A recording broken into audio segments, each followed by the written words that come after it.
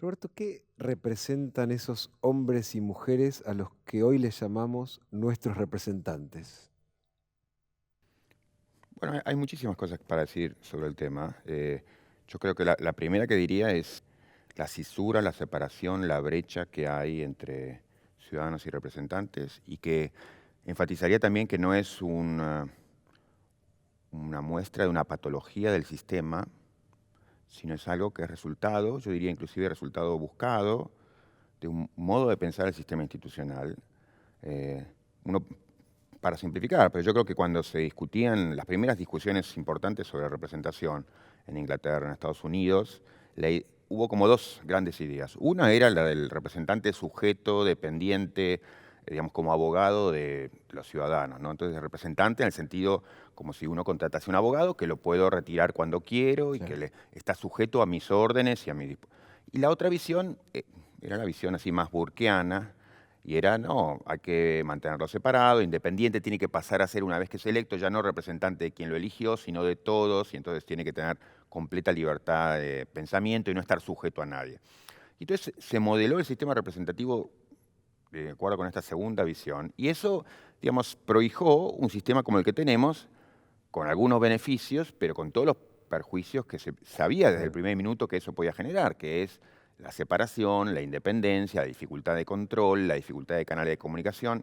Y yo creo que las cosas en un punto se han empeorado, porque inicialmente se habían pensado acompañar, digamos, el voto de los representantes con una diversidad de canales de comunicación, de puentes entre ciudadanos y representantes, y todos esos puentes fueron cortados, con lo cual al voto le quedó una responsabilidad extraordinaria, y entonces el voto, claro, se le ha puesto sobre las espaldas al voto una carga tan grande que es incapaz de llevar, porque, digamos, finalmente uno cuando vota, bueno, uno quiere, cualquier persona, digamos, sin que sea un intelectual, quiere transmitir distintos mensajes, qué sé yo, me encanta la economía, pero por favor ajusten esto, eh, me parece bueno lo que están haciendo, qué sé yo, pero en salud reproductiva, en temas de aborto, ¿por qué no hacen tal Claro, pero cosa? tengo un solo botón, es Claro, y, el y- y voto. uno quería decir, saquen a este Claro, ministro, pongan a este otro, y uno tiene un solo botón, claro. entonces eso es muy Mm. problemático. Y uno de los puentes eran los partidos políticos. Y hoy tenemos cada vez más espacios que uno no sabe exactamente qué son.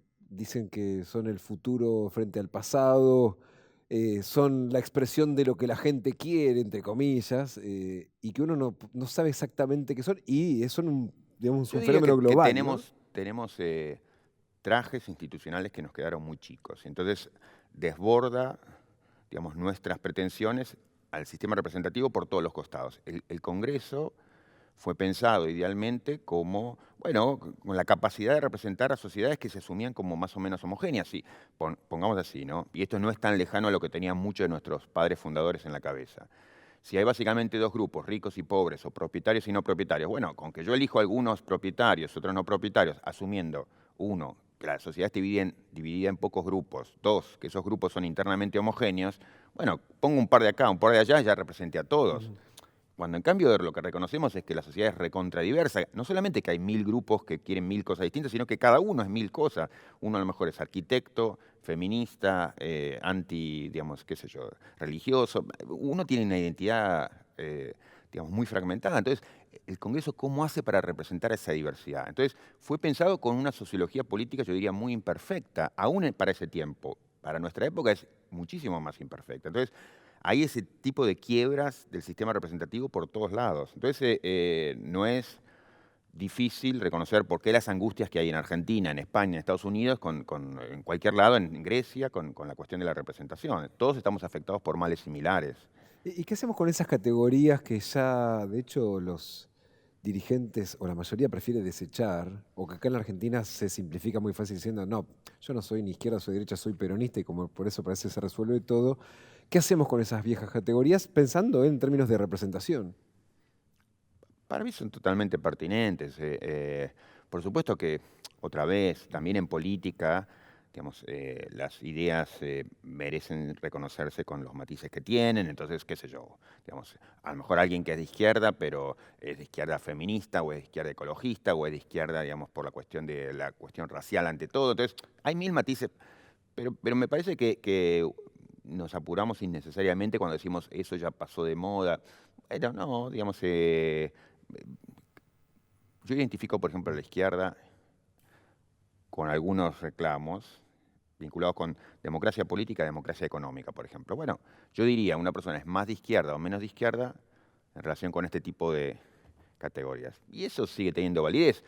El conservadurismo tradicionalmente y mucho del progresismo moderno le interesó la concentración del poder. ¿Por qué? Porque antes le gustaba el monarca, porque piensan que la gente no está bien preparada, porque digamos, los ciudadanos no tenemos capacidad ni ganas. Bueno, entonces concentremos el poder políticamente y territorialmente. Bueno, eso fue una mirada que yo diría habitualmente de derecha. La persona de izquierda para mí quiere democracia política. ¿Esto qué es?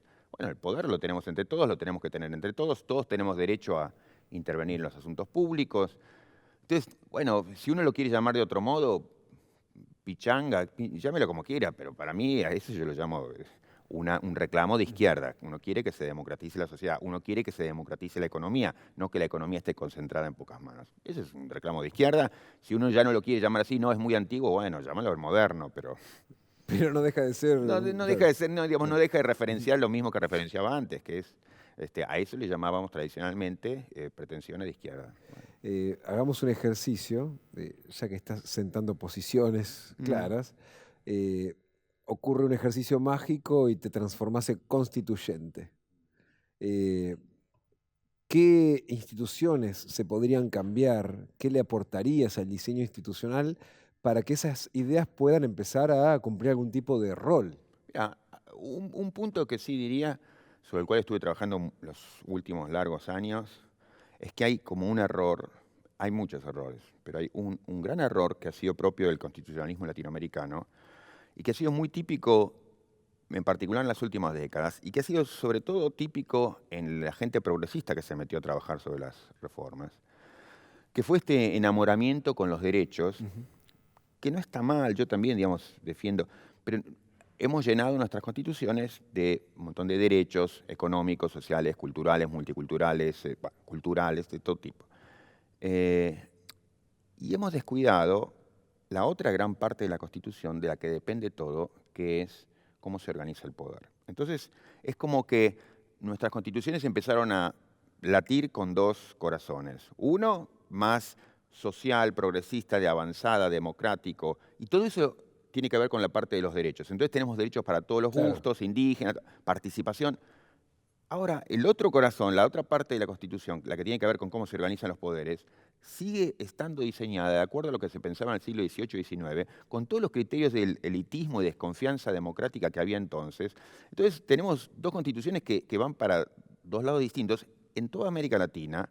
Y entonces, qué sé yo, últimas reformas en Ecuador, Venezuela. Bueno, todos los derechos del mundo están incorporados. La propia Constitución argentina, en el 94, lo digo irónicamente, pero fue básicamente así.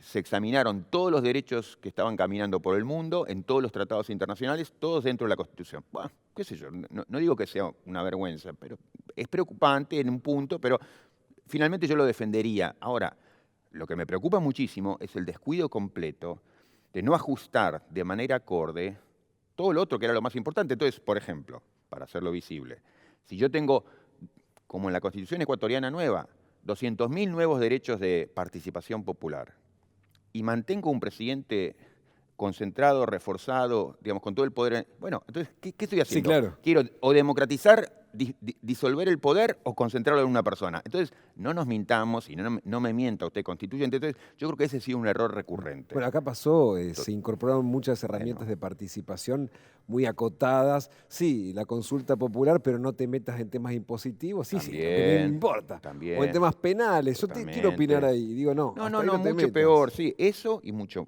más o mucho menos. Entonces, tenemos estas constituciones partidas con una desconfianza, digamos, finalmente sobre la ciudadanía, a la que, digamos, desde la parte de los derechos se la elogia, se la llena de posibilidades que se le niegan, digamos, a partir de la maquinaria del poder. Yo, digamos, usé la metáfora esta de que las constituciones latinoamericanas no han abierto la sala de máquinas, ¿no? Como que han mantenido la puerta a la sala de máquinas cerrada. Y, digamos, como que nos han permitido juguetear ahí en el living, digamos, entonces nos han traído, digamos, juegos y entonces estamos haciendo los cubos, los dados, y mientras el poder está pasando por otro lado. Entonces, realmente, si mantienen el compromiso los constituyentes, que anuncian a partir de todo lo que declaman cuando hablan de los derechos, bueno, entonces ajusten. Y Roberto, y vuelvo al ejercicio, sos un Mm, constituyente en este momento. mm. ¿Cómo sería permitirle al ciudadano que entre a la sala de máquina del Sí, poder? hay mil cosas. Yo, primero, digamos, hay que descabezar digamos, al sistema tal como lo tenemos organizado hoy en la idea del poder ejecutivo superpoderoso. Digamos, eso es antitético con la vocación democrática que uno tiene. O sea que si uno no rompe ese núcleo, si uno no descabeza ahí, ya tenés un problema. Segundo, hay que recuperar muchos de los instrumentos de control y de diálogo con los representantes que existieron y que son imaginables, pero que no tenemos. Es un poco lo que hablábamos. O sea, uno eligió, y después durante 2 años, 4 años, 6 años, se queda, digamos, cruzado de brazos, porque otra vez, digamos, yo lo que quiero es como que estamos en la época de las cavernas todavía en términos de política representativa. O sea, uno tira un voto contra la pared y a ver quién lo interpreta y cómo lo interpreta, pero uno no tiene formas de diálogo para decir, che, tengo 1000 matices sobre esta política. ¿Por qué no hacen esto? ¿Por qué no hacen esto otro? Un ejemplo. Y vos fíjate qué ejemplo complicado, porque, digamos, como suele ocurrir, te prometen una cosa que te la niegan por el otro lado. Colombia, consulta popular por el tema de la paz Sí. recientemente. Bueno, se le dio casi de un día para el otro a la ciudadanía para que decida por sí o por no qué le parecía un acuerdo de 500 páginas. Es una tomadura de pelo Sí. y eso es puesto en términos de, fíjense qué democráticos que somos. Le decimos al pueblo que apruebe o desapruebe, tienen ellos la última palabra. Sí, yo, digamos, sobre 500 páginas, y bueno, sobre la primera a la última yo quiero decir alguna cosa. Pongamos que no me lo leí toda, que quiero decir 10 cosas. Y bueno, no, digamos, tengo solamente un sí o no. Entonces, es una falta de respeto en términos democráticos, y lo que nos habla es que no tenemos canales de comunicación y diálogo. Entonces, está vacía la Constitución de herramientas de comunicación y diálogo entre ciudadanos y representantes y entre las distintas ramas de poder. Entonces, yo apoyaría eso para volver a poner sobre la mesa eso que es el lenguaje de la política institucionalizado, o sea, poder hablar, poder conversar, digamos, institucionalizar las posibilidades de la conversación política, ¿no? Dijiste una mala palabra para este país. La posibilidad de conversar. Conversar, sí, claro, claro, claro, claro. No, digamos, todo lo que yo y el grupo al que pertenezco, los grupos a los que pertenezco, digamos, estamos muy marcados desde hace mucho tiempo por estas ideas de la conversación, las ideas del diálogo democrático. Entonces es cómo instrumentarlo. Y entonces hay muchas maneras imaginables. Te cuento una. Desde hacía, no sé, más de 20 años yo trabajaba con Carlos Nino. Ujú. Bueno, y abogábamos por formas de introducir fórmulas de diálogo y de democracia deliberativa que hablábamos en todas las áreas del gobierno, por ejemplo, en la justicia.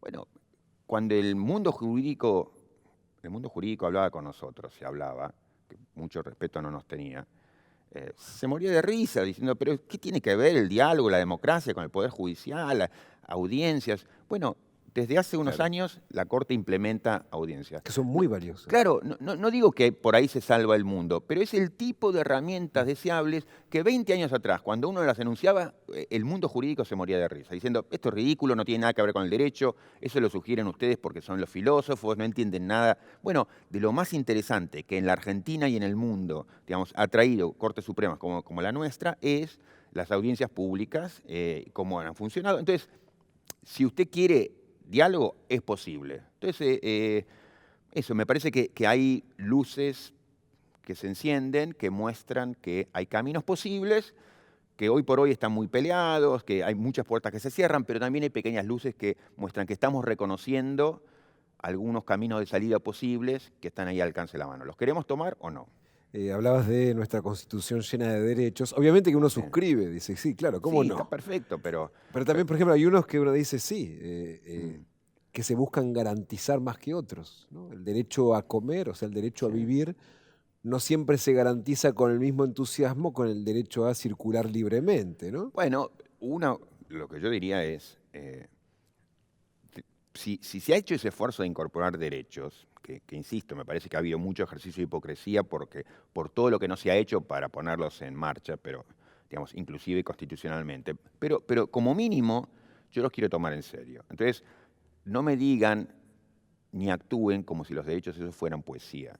Si la Constitución está comprometida con igual remuneración por igual tarea, o participación de los trabajadores en las ganancias de las empresas, cosas por el estilo, o derecho a la vivienda digna. Bueno, yo no lo tomo eso como poesía o un canto, digamos, Sí, un horizonte que filosófico. qué sé yo. Sí, no, Claro. esos son reclamos que la Constitución ha incorporado, y es más, cuando pudo reformarse, no solamente no fue para atrás, sino que fue para adelante en este tipo de reclamos. Entonces, yo los tomo en serio. Entonces, me interesaría que el poder público lo sepa tomar en serio. Y lo que se muestra es que habitualmente no son tomados en serio, ¿no?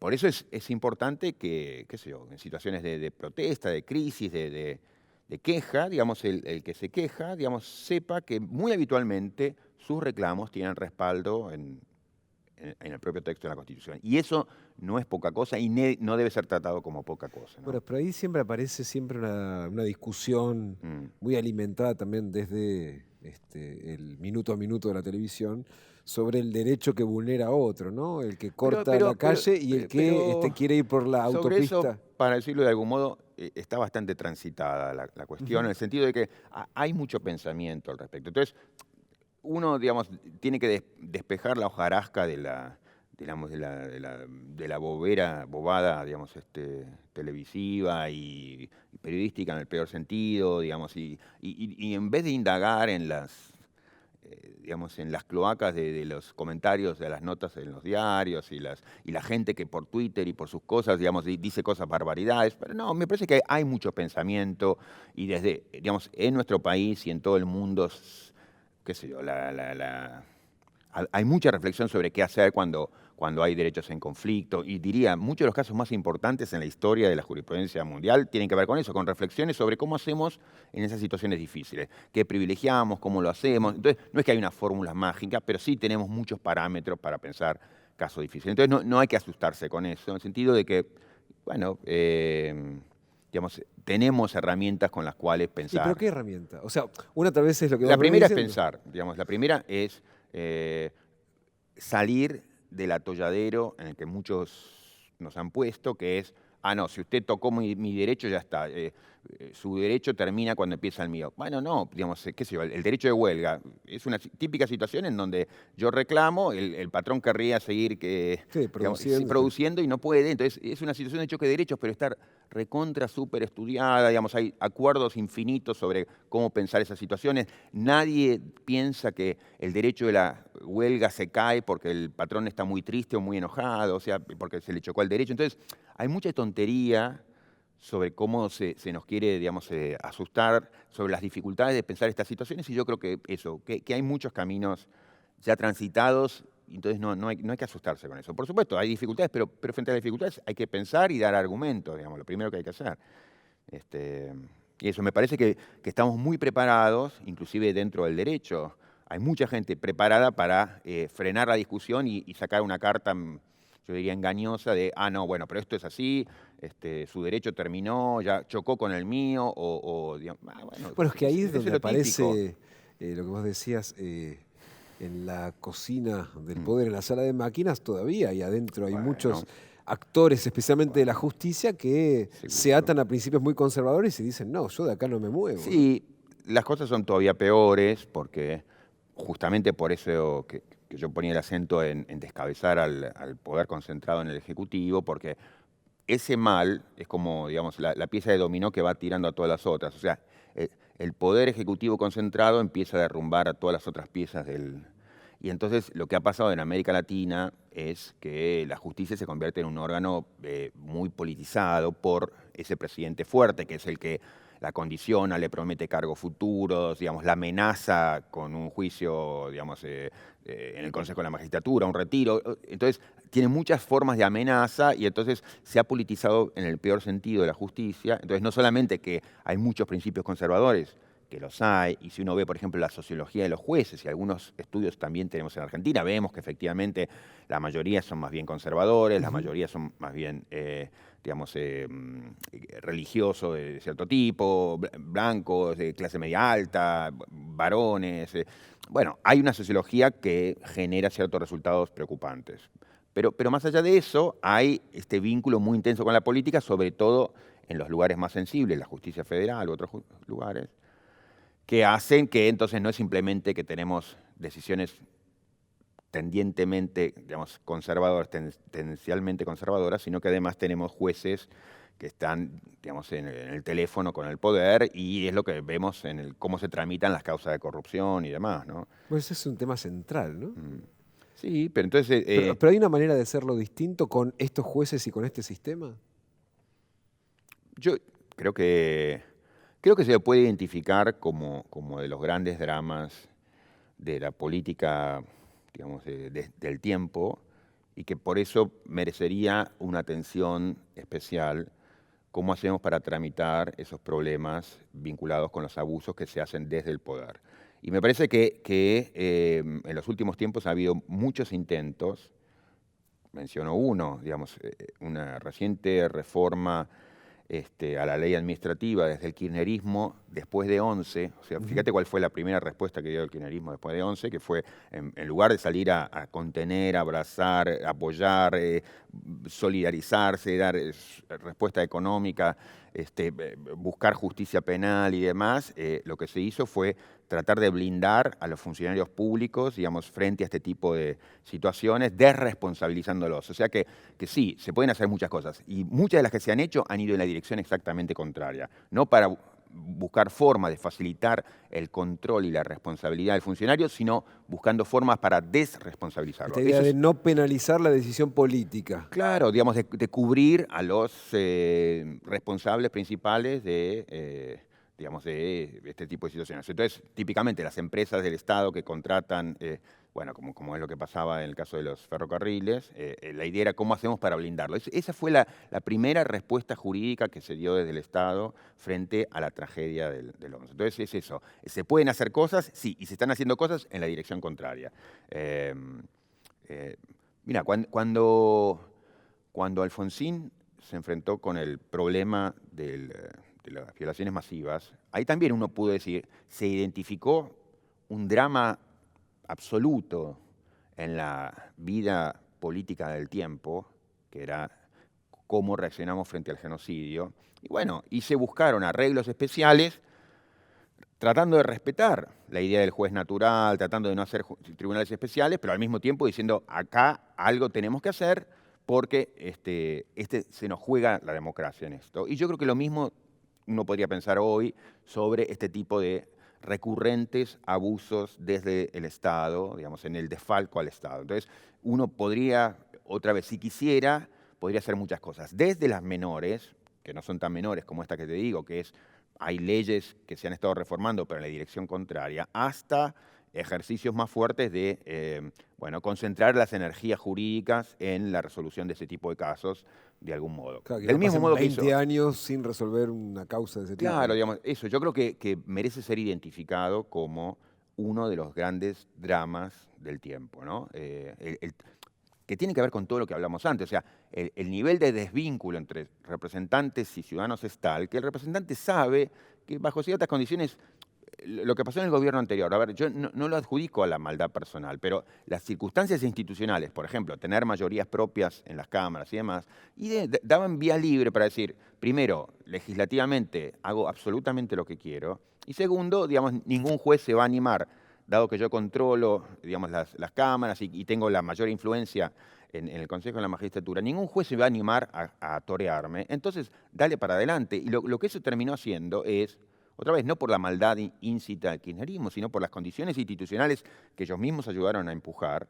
Y bueno, digamos, de manos libres de hacemos lo que queremos. Entonces, era como que todo el dinero de la, digamos, obra pública era dinero utilizado exclusivamente para el enriquecimiento propio del grupo. Y bueno, por supuesto que hay un problema. Y por supuesto que es un problema que tiene raíces institucionales, entre otras raíces, que merecen atenderse y que pueden atenderse. Entonces, Ahora, decías precisamente esto, las mayorías absolutas, que obviamente terminan dándole aún más poder al poder que ya venía configurado institucionalmente, pero en el último tiempo, de hecho, eso cambió, digamos, un gobierno sin mayorías propias que también tiene el condicionamiento externo. ¿Alcanza con no estar en mayoría para mitigar el poder del No, hiperpresidencialismo? por supuesto que no, por supuesto que no, pero es una buena pregunta.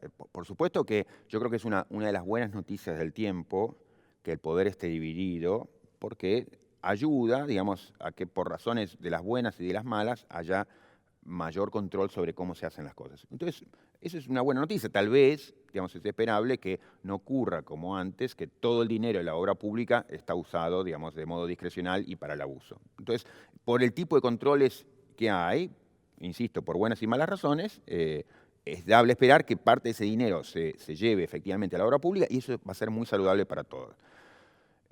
Dicho esto, no, creo que no se termina porque el problema de la concentración del poder tiene que ver con esto de que las decisiones centrales se toman en ámbitos muy reducidos, respecto de los cuales ni el legislativo ni el ejecutivo, la ciudadanía tiene mucho para hacer. Entonces, en ese sentido es que nuestros canales de comunicación, los puentes de comunicación y sobre todo los canales de diálogo, la posibilidad de la conversación, está muy afectada porque porque el dinero sigue estando muy concentrado y porque, digamos, los canales no existen o están todos oxidados. O sea, eso que decíamos, uno toca botones y ninguno responde. Entonces eso, me parece que está vaciada, el escenario político está vaciado de las posibilidades del diálogo, ¿no? Entonces, ¿cómo recrear una escena de diálogo? ¿Cómo recrear las posibilidades del intercambio, el desafío, de la responsabilización de los funcionarios, ¿no? Del control más estricto?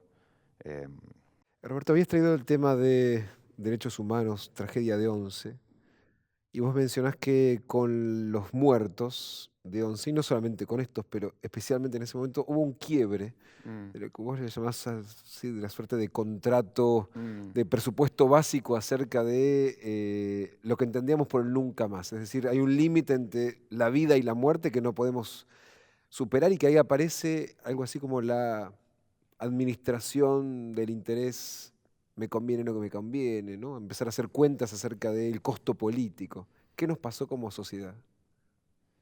No, a lo mejor uno lo leyó mal o a lo mejor sobreinterpretamos lo que estaba ocurriendo cuando nació el Nunca Más y se hicieron los juicios a la Junta.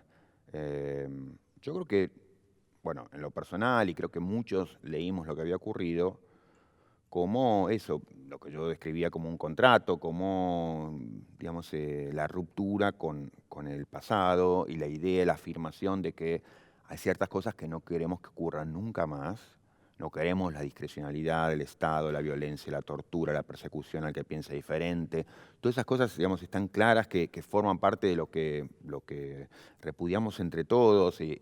No queremos ver situaciones de tortura, campos clandestinos, digamos, no queremos nada de eso, nos horroriza, es el pasado del que nos avergonzamos y lo que queremos retirar de nuestra mesa de posibilidades. Bueno, no, y me parece que eso se expresó en muchísimos momentos, por ejemplo, durante años, y yo creo que ha habido a todas las marchas del 24 en marzo. Bueno, eran emocionantes, era eso, en un punto era el recuerdo, pero también había algo de celebración, de estamos juntos, atravesamos algo dolorosísimo, pero acá estamos, y era eso, estábamos todos juntos. Y me parece que eso transcurrieron los años y ese consenso, ese acuerdo, esa idea de estamos juntos se afirmó una y otra vez. Y entonces yo decía casos como el de Mariano Ferreira, es un caso Ujú. tardío, pero también una expresión de no se puede esto nunca más, no queremos que, digamos, desde el Estado, desde esferas oficiales o paraoficiales, puedan ocurrir este tipo de cosas, es inaceptable.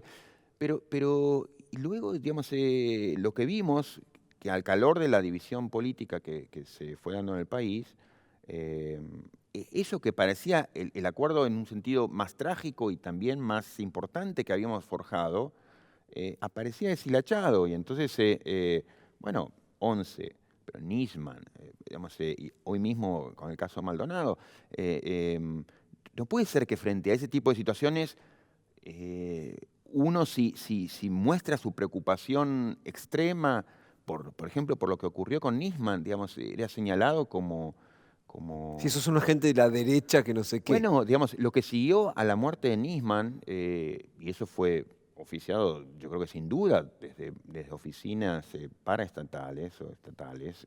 O sea, yo recuerdo los carteles inundando la ciudad de Nisman rodeado de conejitas, Ujú.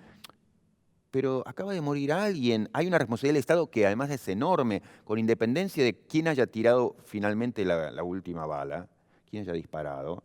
hay una responsabilidad enorme porque es obvio, es conocido, es cierto que el Estado estuvo persiguiendo, digamos, haciendo inteligencia sobre este fiscal que tenía una denuncia y en lugar de poner los recursos del Estado para ver cómo hacemos para que esa denuncia, digamos, se investigue hasta el último punto y dejar en claro que aquí no ha pasado nada serio, o sí, y hacer responsables a quien hay que hacer responsable. No, se estaba espiando la vida privada del fiscal para ver qué hacían sus hijas, para ver qué hacía él con las hijas, se lo seguía, estaba en Europa, se lo seguía. Entonces, ya eso marca una responsabilidad tremenda del Estado. Yo creo que es un drama que tiene que ver con lo trágico de la historia anterior. Otra vez, servicios de inteligencia activados para perseguir a quien acusa, digamos, y no para Y ya no defenderlo. escandaliza. Claro, pero por el contrario, digamos, estamos completamente divididos y la división política tan radical que terminó habiendo en el país puso en crisis aún ese contrato extraordinario que era el contrato del nunca más. Y entonces empezó a ver quién moría o quién mataba para ver si nos quejábamos o no. Digamos, el caso de Venezuela para mí es también expresión trágica, porque me parecía obvio que para los que hemos conocido lo que significa cuando el poder se militariza, cuando se empiezan a ver, digamos, yo he estado con gente aquí, yo he escrito mucho sobre la protesta y sobre la protección de la protesta, y de repente en Venezuela se criminaliza la protesta, se ponen medidas extraordinarias para limitar la protesta y Sí, sí, además muere se gente. muere cantidad de gente en manos del Estado y dice, "Hey, pero ¿qué estaban tirando? ¿Y qué no estaban vinculados con Estados Unidos? ¿No le eran funcionales a Estados Unidos?" Que eso pueda ser entendido como una respuesta imaginable a la luz de nuestra historia, me parece inconcebible. Y lo que muestra eso es que ese contrato de algún modo ha quedado quebrado y bueno, digamos, no es hacer un título, es simplemente, yo creo que es describir una desgracia que, insisto, tal vez uno había entendido que ese contrato significaba más de lo que significaba. Puede ser. Yo creo que simplemente, bueno, entre que pasó mucho tiempo y hay mucha gente joven que no vivió lo que había sido la tragedia de la dictadura, no sabe lo que es Sí, tener pero un poder no militarizado. quienes siguen encabezando los principales organismos de derechos humanos de la Argentina. Bueno, digamos, sí, digamos, en muchos intelectuales de avanzada, digamos así, es impermisible que hagan ese tipo de distinciones frente a lo que teníamos muy en claro que era inaceptable incondicionalmente. De eso se tratan los derechos, y en particular los derechos humanos. Hablan de un punto de universalidad y de incondicionalidad. Esto es innegociable, no depende de quién, digamos, quién disparó o si esta persona tenía ideas que me simpatizan más o menos o si era funcional. No, digamos, esta persona puede ser funcional en Estados Unidos, pero no se la puede matar, el Estado no puede usar su violencia para eso, no puede militarizarse el poder, es inaceptable bajo toda condición. Digamos, si no le gusta, digamos, bueno, que se lo desafíe, que se lo trate de persuadir, que se muestre que está equivocado, pero ¿cómo se va a usar una bala contra esa persona? ¿Cómo se va a usar el poder armado contra esa persona? Entonces, y eso, ¿cómo no ver que en todos los casos el uso de la coerción desmedida, incontrolada, desbordada del Estado es incondicionalmente inaceptable, ¿no? Hablas de la coerción por parte del Estado. Hoy Mm, salimos a la calle y preguntamos quién estaría a favor de torturar al que delinque. Todo el mundo diría, no, me imagino, quiero creerlo. mm, Sin embargo, si uno relata lo que pasa en las mm. cárceles, diría, che, pero estamos haciendo uso de la tortura. Es una herramienta del Estado.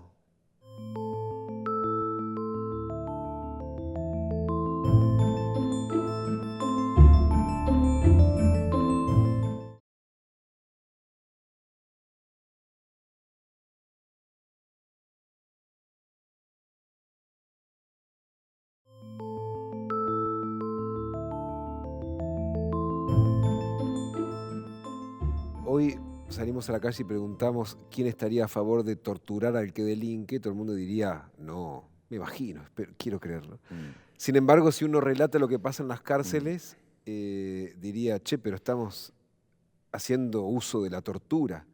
Es una herramienta del Estado. Sí, me- yo salgo de acá y voy a dar un curso en Devoto. Me importa dar ese tipo de cursos porque yo creo que aprendo yo más que los que están presos. O sea, para mí es muy importante ver y tratar de entender qué es lo que ocurre. Y sí, digamos, digamos, yo no llamaría además solamente tortura a la aplicación de tormentos, sino que ciertas condiciones de vida o de sobrevida son inaceptables siempre. La Constitución argentina, aún en su versión más conservadora, la de 1853, decía las cárceles serán sanas y limpias. Ujú. Eh, digamos, y había un mensaje liberal, protectivo, humanitario, extraordinario en 1800. Y bueno, digamos, es un mensaje que hoy no está claro. O sea, si uno dijera, cumplamos la Constitución, debería decir, bueno, todas las condiciones carcelarias en Argentina son contrarias a la Constitución. ¿Qué significa eso? Entonces, yo creo que no se puede convivir con ese tipo de situaciones. Entonces, por supuesto que hay una pregunta muy difícil sobre, bueno, ¿cuál es la buena respuesta? ¿Cuál es la respuesta apropiada de una sociedad decente frente a situaciones de ofensas graves y demás? Claro. Y sobre eso son temas difíciles, yo he escrito cosas sobre eso, pero son temas complicados. Pero diría lo más básico, está claro que, digamos, es inaceptable que se trate a ciertas personas, cualquiera de ellas, aún los que han cometido las peores ofensas contra nosotros, del peor modo. Nosotros no somos, digamos, criminales, nosotros no somos torturadores, nosotros no somos inhumanos, nosotros no somos, digamos, violadores de derechos humanos, y entonces aún la persona que ha cometido el peor de los crímenes merece Ah. una respuesta decente. ¿Y qué aprendes en la cárcel? Mucho, digamos, reconocer situaciones, ver mucho de la torpeza del discurso con que se maneja uno o se manejan las normas que uno reconoce. Por ejemplo, mucho de nuestro derecho, que en estas áreas en particular está lleno de emparches, digamos, y tiene ese rostro frankensteiniano, Ujú. pero está hecho bajo la idea de la disuasión a partir del miedo, cosa que es brutal.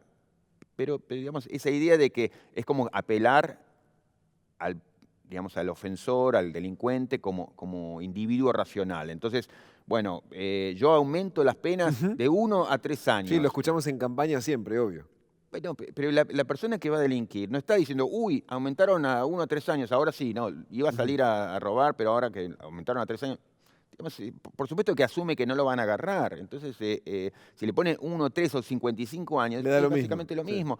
Digo eso, o sea, está fundada sobre bases muy pobres, inaceptables, injustificables, horrendas, digamos.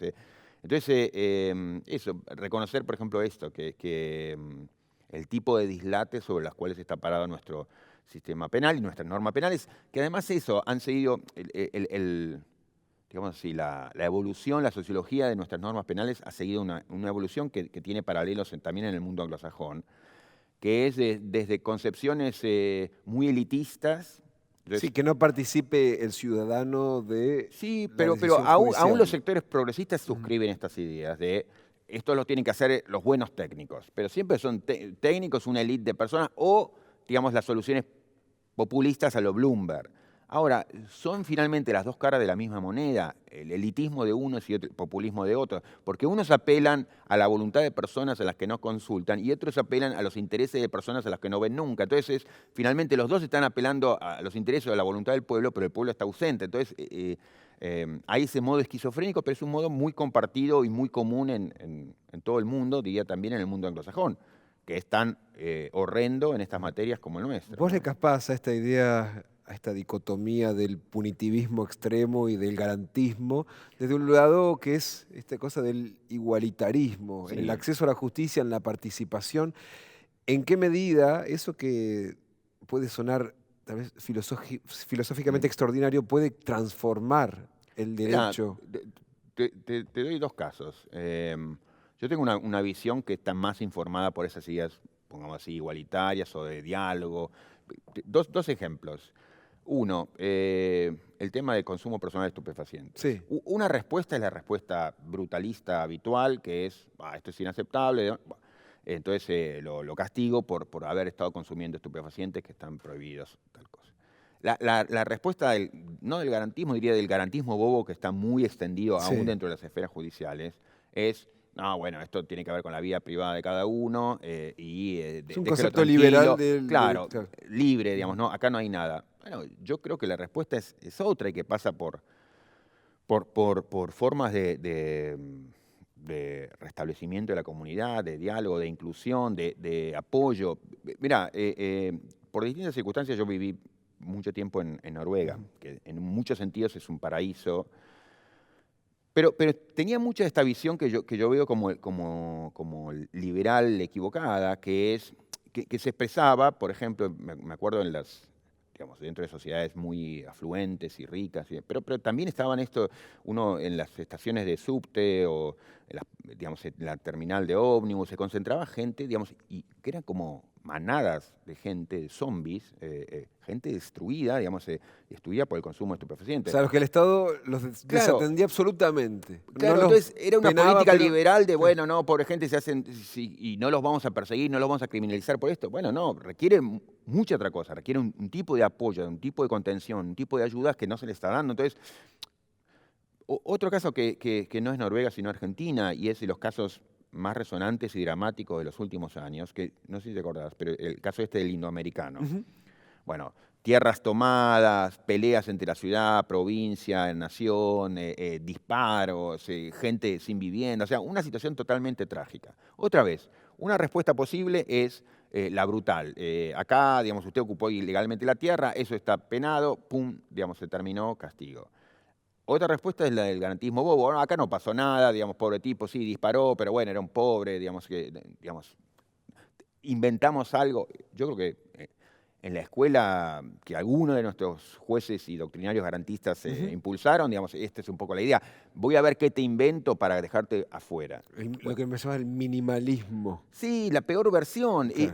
Para mí la solución, o sea, y las tres soluciones estuvieron presentes en la Argentina, quiero decir, mostraron que eran posibles. La tercera solución, más cercana a la que yo pienso, hubo jueces que intervinieron en la situación buscando juntar a las partes. A ver, digamos, qué es lo que pasó acá.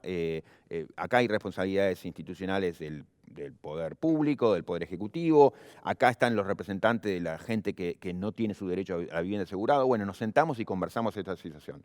Las tres situaciones, las tres tipos de Ujú. soluciones se dieron en Argentina. Quiero decir que no hay que irse a Noruega para pensar que hay Claro. modos distintos, muy distintos, basados en filosofías distintas, de principios distintos, en ideas distintas de democracia y de igualdad, que se expresan en cómo se atiende un caso como este. Entonces, uno lo puede hacer bajo la idea de la mano dura, la violencia, aquí, digamos, siempre tiene que prevalecer el orden, o la idea de tranquilo, anda que yo te busco la vuelta para que te quedes tranquilo, libre, o no, este es un problema que nos angustia a todos, nos sentamos y vemos de qué modo salimos de acá. O sea, jueces que pueden ayudar a resolver problemas, a Por usar la ejemplo, justicia digamos como eso, convocando a canalizar las el diálogo. partes. Claro. Mirá, la Corte Sudafricana es de las cortes más sofisticadas del mundo, desde hace muchos años.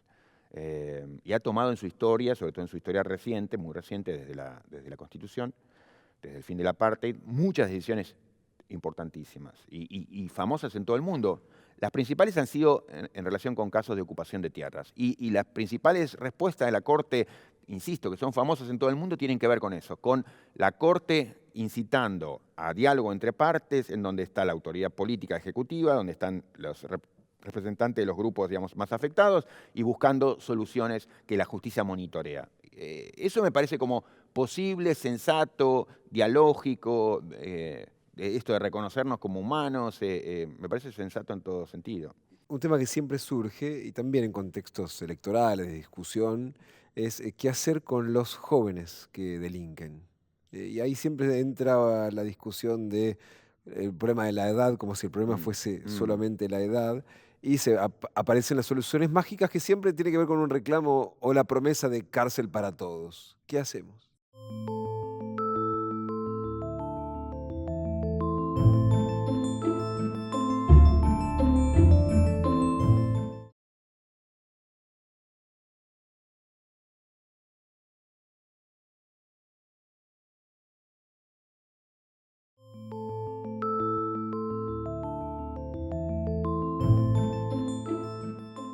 Un tema que siempre surge, y también en contextos electorales, de discusión, es qué hacer con los jóvenes que delinquen.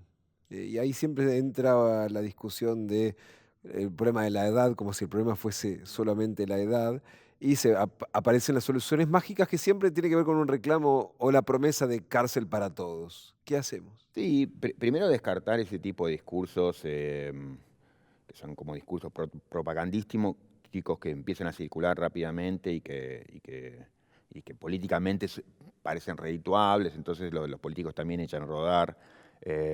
No, yo creo que hay mucho para hacer en términos de lo que se llama justicia restaurativa, de reconstitución de comunidad, y hay experiencias, inclusive experiencias piloto en Argentina, que son muy exitosas.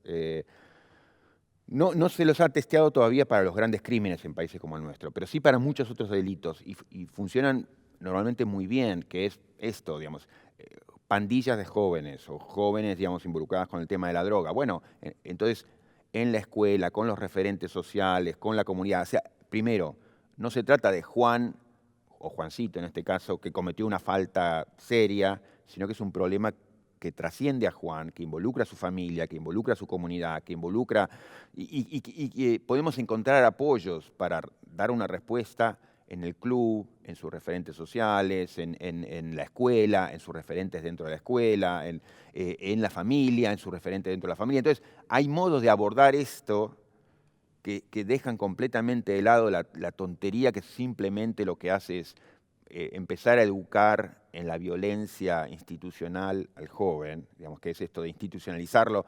Y la discusión se ha puesto, digamos, tan desagradable porque es un poco la dicotomía de ¿qué hago? ¿Lo encierro con adultos o lo encierro en un instituto, digamos, donde lo violan y viola él? O sea, es una locura que estemos pensando en esos términos. Entonces, Pero ¿cuántos jueces conocés que se involucran con lo que vos llamás el hay, autogobierno comunitario y no, pero personal que pueden decir, hay. bueno, Mira, una experiencia que yo tuve escribiendo sobre cosas sobre la protesta es que hay muchos jueces reaccionarios, muchos jueces conservadores, muchos jueces políticamente dependientes, pero también hay muchos jueces ignorantes. Y hay muchos jueces que quisieran hacer otra cosa, pero no saben qué. Y otra cosa más, lo de jueces ignorantes me parece terrible. bueno, sí. Y hay, digamos, también estos jueces, y eso es muy predominante, con miedo.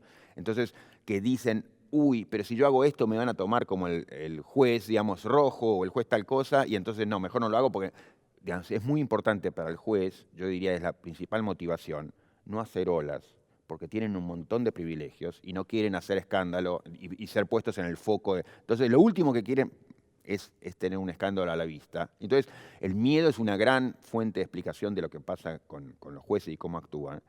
Entonces, bueno, ocurría eso, que si no había, cuando desde la doctrina, pongamos así, empezamos a normalizar que había maneras distintas de pensar los desalojos, el tema de la ocupación de tierras, las protestas y la respuesta frente a la protesta. Bueno, muchos jueces se animaron porque vieron que había respaldo doctrinario, oficial o, digamos, institucionalizado Claro. o con títulos, digamos, que le daban autorización. Entonces, que si caminaban ese terreno no iban a hacer un escándalo, no iban a estar mojándole la oreja a nadie, sino que iban a estar siguiendo una doctrina. Entonces, eso fue interesante reconocer, ¿no? Es o sea, que hay un espacio de jueces que no es digamos, menor, que quieren hacer otra cosa, pero que o lo ignoran o tienen miedo. Entonces, como legitimar y mostrar que hay espacio para caminar por otro lado, eso sí es importante, es Eh, importante.